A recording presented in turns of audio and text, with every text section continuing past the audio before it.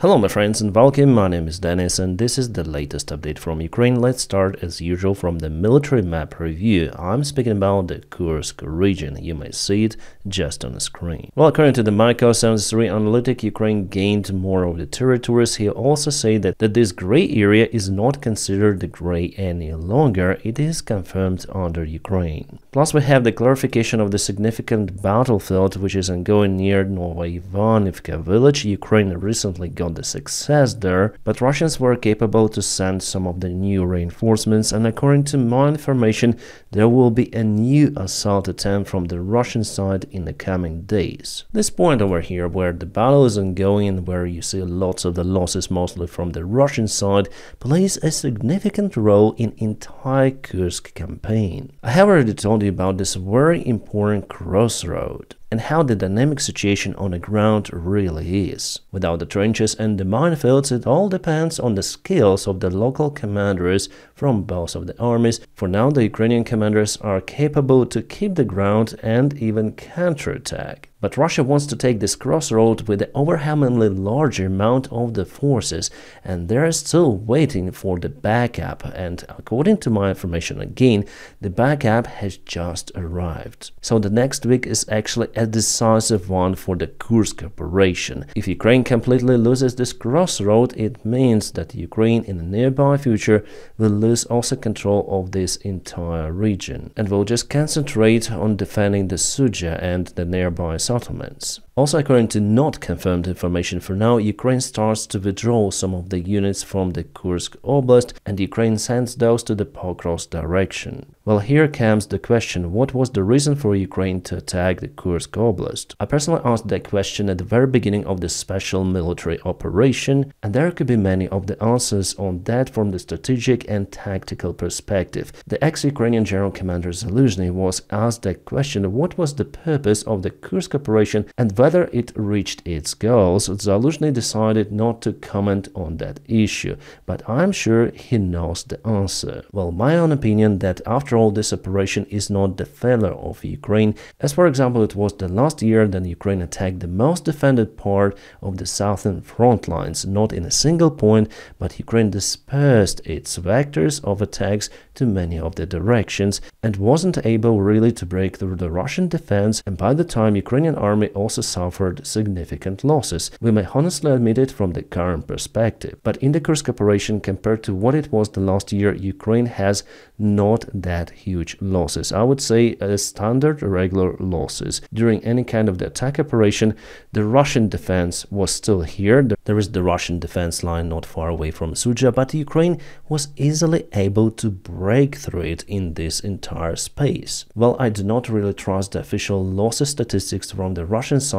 or even from Ukrainian side. The Ukrainian military say that Russia lost more than 17,000 soldiers in this Kursk campaign. We may say it from the Kiev Independent, 17,800 casualties since start of the Kursk incursion, Syrsky claims. So the current Ukrainian general commander says those figures. Well, they say 6,662 soldiers total KIA and wounded 10,446. Also around 700 captured soldiers. Well, those numbers are really huge, but I don't think that we should trust them fully at the current stage. I will be waiting for the confirmation from the independent sources, or the experts whom I can trust, who analyze the visual information from the drones and so on. The total realistic figure, I think, is close to 10,000. Why do I think like that? Well, because the battle in the Kursk region was less severe compared to what was happening in Avdiivka and Bakhmut. In Avdiivka, Russia definitely lost 17,000 soldiers at least. They were storming Avdiivka and nearby settlements for many months. We saw all of those huge convoys coming day by day, all of those meat waves, but in the Kursk region so far I saw just few of that madness. But it seems like soon it's going to be 17,000 Russian lost troops or even more, because Russia is oriented to repel Ukrainian army with their usual strategy to send as many forces, as many troops as possible. So the number one tactical goal for Ukraine has already been reached. Ukraine caused losses for Russia, more losses compared to its own army with this Kursk operation. If Ukraine had many more losses compared to the Russian side, I would call it a failure, but in this case, from the tactical perspective again, it is not. For the first months, it was a very well done operation. The other question is how long Ukraine would keep that territory under control. Well, my forecast is that during the cold period of the year, Ukraine will withdraw the forces at least to Suja or maybe entirely from the Kursk region. Because of the bad road conditions and more supply needed to maintain the forces fighting during the winter time, I don't think that it is logical to keep the forces here by the time that Russia strikes in the east. But our generals know better, they have their own plan on this operation. At the same time, 3 days ago, Putin said that 2,000 Ukrainian troops are encircled in the Kursk region, which is absolute bullshit, and every military analytic also on the Russian side understands that it is false statement. Z-bloggers also confirmed the information that the Ukrainian army is not trapped in the Kursk region. In fact, there is the hazard exists for the Russian army of being trapped in this pocket. So Putin takes the numbers for Ukrainian losses just from the ceiling. He simply doesn't care. I don't think that he really has the information about the real figures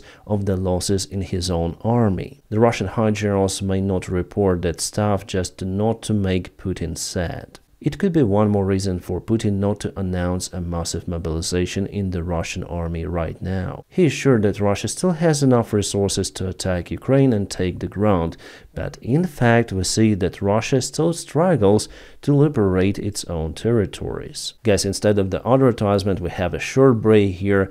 I just want to put your attention on your motivation of me providing the content almost every day on this channel. Thank you so much, my friends, for supporting me with your views and likes. And also I want to thank my sponsors on Patreon who really motivate me to work more on the content. I know that my content is not the best out there on YouTube, but I'm here for you. I want to be honest and I want to tell truth. And you're just motivating me to move further. I'm not dependent on anyone except obviously you, my friends who watch me right now.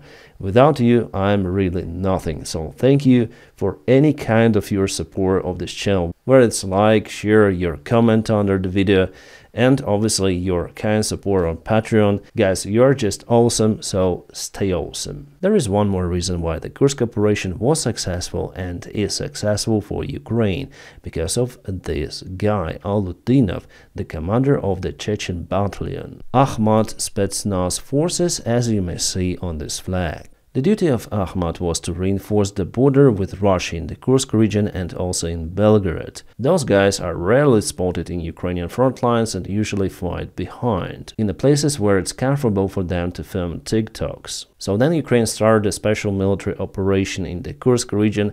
Mostly Ahmad soldiers run away from the border. Ukraine mostly imprisoned the Russian conscript soldiers, which were used by Russia for this kind of the protection mission. But some of the Ahmad soldiers didn't run far, so Ukraine was able to capture them. Well, in the first days, Davydov said that Russians, no worries, just take the popcorn, he really said like that, and enjoy watching how our forces liberate the Kursk Oblast. I would say that by that time Ukraine was something around here. And the more Davydov spoke about the brave army and how they demolished the enemy, the more Ukraine propelled deep into the Kursk region. And after a couple of weeks, even Russians themselves start to laugh on this guy. The TikTok army just continued to lose their reputation, and also there were many of the videos of how the Ahmad soldiers looted the Russian shops, far away actually from the front lines. Russians just evacuated those regions too, and for example in Rilsk, in Lugov, there were those cases with the Russian soldiers and also Ahmad. But Davydov recently recorded a video saying that yes, there were the cases of the looting of the Russian soldiers,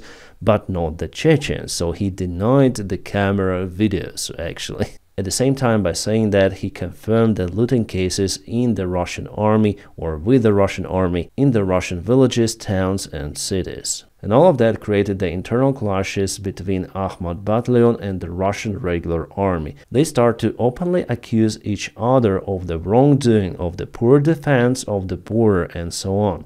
And guys, it's just a small Kursk operation. Well, relative to this war, if we zoom out, it's not a big land taken by Ukraine. It is not the Prigozhin's military march to Moscow. No, it's just a small special military operation. because of which there is now the internal conflict in the Russian army. Well, maybe you didn't know, but the current leader of Chechnya was fighting against the Russian federal forces when he was young. This is his photo with Shamil Basayev, who organized lots of the terror attacks inside the Russian Federation. By the time Kadyrov family was one of the clans in Ichkeria, so Chechnya, they were supporting the independence of the country in their fight against the federal Russian forces. But then Putin got the power, he started the Second Chechen War, so he attacked Chechnya with his forces, and he was able to conquer Chechnya with the influence of Ramzan Kadyrov's father, Ahmad Kadyrov. Yes, that is why it is Ahmad Battalion. It carries the name of the father of Ramzan Kadyrov. So after the Russian forces absolutely destroyed the capital city of Grozny with aviation, artillery, and many other of the cities, this family Kadyrov clan decided to negotiate with Russia and simultaneously get the power in Chechnya. Yes, they understand that they betrayed their country's sovereignty, but they wanted to become the leaders of the republic within the Russian Federation. And yes, the Ahmad Kadyrov was also fighting against the federal forces. So they made the deal with Putin, and the part of the Chechen forces start to fight against the other Chechen forces, and by doing so, Kadyrov clan definitely took the power. Because Ahmad Kadyrov dealt with Russia and betrayed Free Ichkeria, on 9th of May 2004 he was zeroed by Chechen Islamists. After this guy was cancelled, Putin gave the power to his son, Ramzan. But because those guys and Kadyrov clan was fighting against the Russian army doesn't really like those. Even right now, and many of the Z bloggers are writing about it, they are calling those TikTok soldiers and so on. Well, the greatest enemy for Ramzan actually was the Wagner army, with Wagner himself, so Igor Utkin, who was an open Nazi, and yes, we know what happened to him and Prigozhin. Before the march of the Wagner army towards Moscow, there were some of the clashes between Kadyrov himself and his officials with Wagner command. They even called "Stop yelling," it's the response of "Where is ammunition, Gerasimov and Shoigu?" And Utkin, so Wagner, responded that they may repeat of what happened to Chechnya before. Well, even though Utkin was a Nazi, but during the First and the Second Chechen Wars, he was a talented Russian commander. And here his photo with Putin himself. After the Chechen War was over and Ichkeria was conquered by Russia, Utkin created a military group of Wagner. The duty of the Wagner group was to solve some of the dirty job for Russia in the military conflicts around the world, well, mostly in Africa and Middle East. And later on, as we know, in Ukraine. So with the help of the Wagner army, Russia was able to break through the situation on the front line in their favor. The Wagner army took Bakhmut on their own, mainly, and it was the first Russian win after the big loss in Kherson. But after the failed military coup, Putin decided to get rid of his friend Prigozhin and Wagner. Well, after all, guys, it's not a history lesson, it's just for you to understand that there are internal clashes even with the same organization, the Russian military. Chechens, even from the current Ahmad Battalion, still do remember how Russians demolished their cities. On the other hand, Russians still remember how they got severe losses in the Chechen War. And first of all, how they were humiliated during the First Chechen War, which actually Russia lost. And only with the help of the betrayal of the Kadyrov's clan, Russia managed to get the power in Chechnya. It may look like Kadyrov is loyal to Putin and Putin is okay with Kadyrov, but recently with the events in the Kursk region where the Russian media openly accuses Ahmad army for leaving the positions, or just recall the case with Wildberry's company and the shooting in the office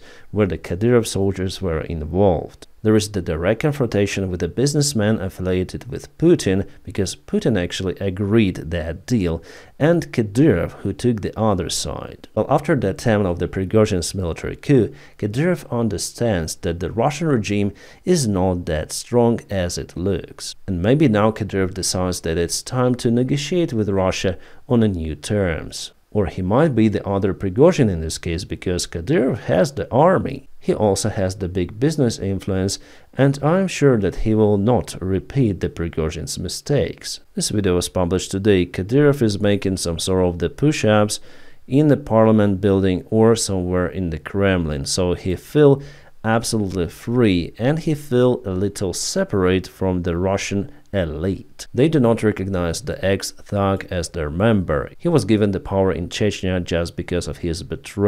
He didn't study in Oxford or Cambridge as many of the sons and daughters of the Russian politician elite. For the high Russian officials, Kadyrov is just one more representative of one of the Russian people minorities, in this case Chechens. But Ramzan Kadyrov doesn't agree with the status quo, and his power ambitions are really high.